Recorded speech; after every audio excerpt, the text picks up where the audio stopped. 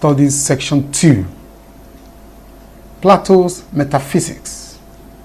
Introduction. Plato's theory of reality or metaphysics is perhaps one of the most commonly discussed in philosophy. The central crux of Plato's metaphysics has to do with the view that the external world that you live in is temporary, transient, changing, and therefore unreal. For this reason, the world of observation is not knowable. For him, the world of reality is the world of forms or the world of ideas. As he argued, whereas the external world is the world of appearance, the world of forms is the world of reality, where permanent, universally acceptable, unchanging, and perfect ideas and ideals are found.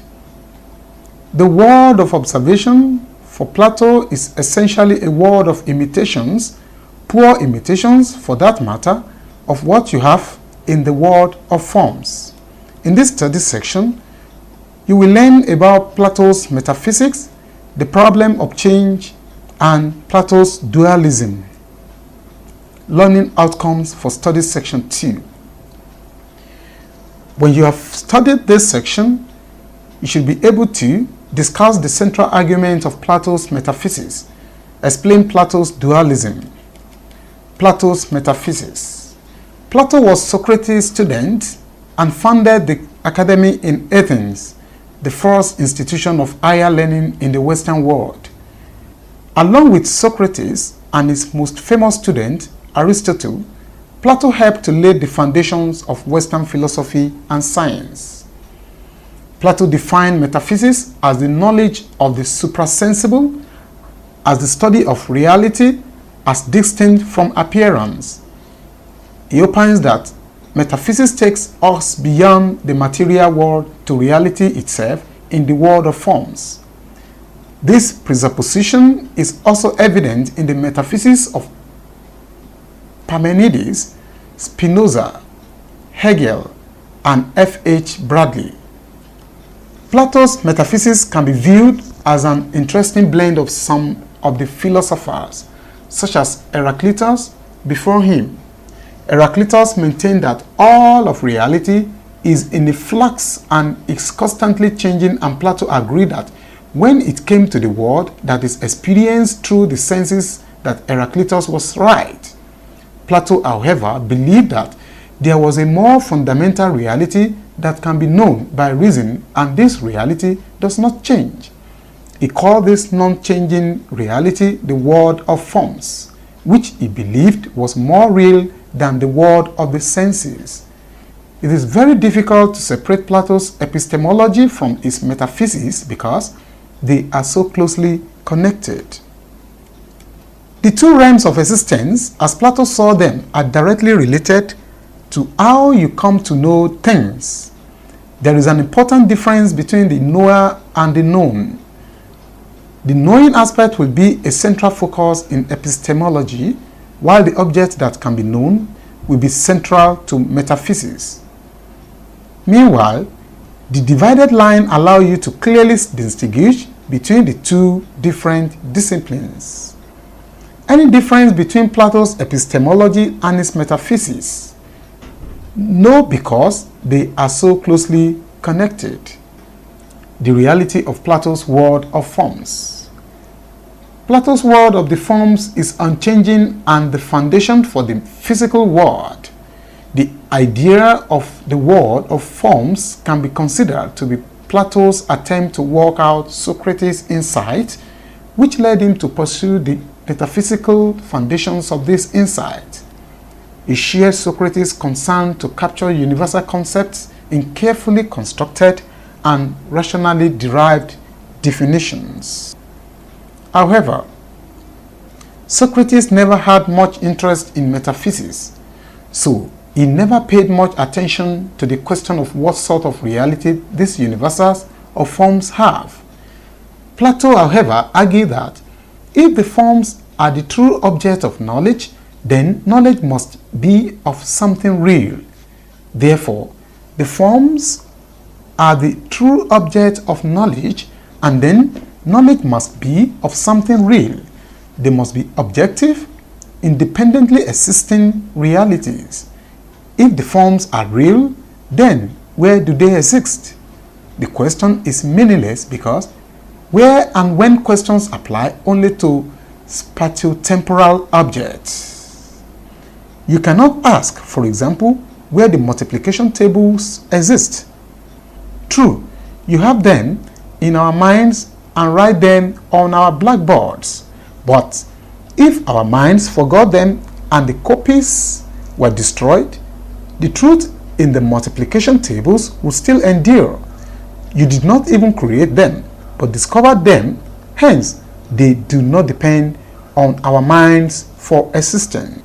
Did Plato share Socrates' concern to capture universal concepts? Yes, he shared his concern to capture universal concepts in carefully constructed by philosophers who had first examined them. Looming large among these problems was the problem of change, like a pebble in one's shoe. It was a constant irritant in Greek philosophy that refused to go away. Paradox about change. When you visit relatives whom you have not seen since you were very young, they may say, "See how you have changed." But what are they saying? Obviously, they are saying you are different from the way you were. However, you are not different from your younger self in the way you are different from your sister. In some sense, you are the same person. You are the same and you are not the same. Both Heraclitus and Parmenides sought to dissolve the paradox of change with extreme solutions. Heraclitus said that everything in the world of experience is changing and permanence is merely an illusion. Parmenides and his fellow Eleatics eliminated the problem by claiming that permanence is fundamental and change is merely an appearance. Although their positions were diametrically opposed, both assumed monism. They claim that reality is essentially one sort of thing. If the Heraclitean position is correct, then knowledge is impossible because there is nothing stable about the world that you could know. Yet Parmenides' solution is not satisfactory either because change is obviously a fact of life. Plato believed that they are both wrong and they are both right. They are wrong in their monism because they too quickly assume that all reality is one sort of thing. However, they are each right in describing one half of the entire pictures of reality. Plato was a genius at synthesizing the insight of his predecessors. He adopted their insight but modified them to eliminate their weaknesses. In seeking a compromise between Heraclitus and Parmenides, Plato embraced metaphysical dualism, which is the claim that there are two completely different kinds of reality. His solution is to propose that there is a world in constant flux. At the same time, there is a world that is eternal and unchanging. The world of flux is the physical world that you encounter in sense experience. Because it is constantly changing, you cannot have rational knowledge of it.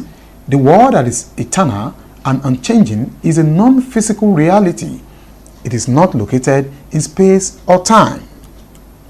Plato sometimes refers to this as the intelligible world because only this reality is intelligible to reason. And so, for Plato, there are two kinds of reality. The physical world is less real than the world of forms and depends on the higher world. The reality that transcends experience produces whatever other and reality you find in the world of experience. What do you understand by the phenomena of permanence and change in the world of observation? Plato's dualism. Plato's dualist position of the nature of reality can be represented thus. 1. The world of the senses. the physical world. A. Physical object, ordinary object you perceive. B. Images, shadows, reflections, and pictures. 2. The world of forms. A. Higher forms. Here you find ethical forms. B. Lower forms. Here you find mathematical forms. An interesting development of Plato's dualism is the idea that there are different degrees of reality. In the physical world, physical objects are more real than, say, images of physical objects, such as shadows. Another important aspect is the dependency factor. The shadows depend for their existence on physical objects. The lower forms depend for their existence on the higher forms. Plato's metaphysics of forms are the real has come under a number of criticisms. One of such criticisms came from his student, Aristotle, who posited the concept matter and form in a composite to account for change in phenomena things, as well as the possibility of knowledge in the world of flux. In the Plato's dualism, the object you see around you falls under physical object. The theory of forms or theory of ideas typically refers to the belief that the material world as it seems to us is not the real world, but only an image or copy of the real world. In some of Plato's dialogues, this is expressed by Socrates, who spoke of forms in formulating a solution to the problem of universals. The forms, according to Socrates, are archetypes or abstract representations of the many types of things and properties you feel and see around us that can only be perceived by reason. That is, they are universals. In other words, Socrates was able to recognize two worlds, the apparent world, which constantly changes, and an unchanging and unseen world of forms, which may be the cause of what is apparent. Activity 2.2, World of Forms. Time allowed, 45 minutes. How do you think you can access Plato's world of forms? Summary of Study Section 2. In Study Section 2, you have learned that 1. The basic tenet and argument of Plato's metaphysics or theory of reality. It examined the dualism in Plato's metaphysics, a dualism that distinguishes the world of appearance, which is the external world that you live, and the world of reality, which Plato calls the world of forms, consisting of ideals and perfections, of which what you have in the external world are poor imitations. 2. The lecture goes further to characterize the content of items in both worlds and conclude by categorizing Plato's metaphysics and idealist realism or realist idealism, sometimes known as objective idealism. This is the end of Studies Section 2. Thanks for listening.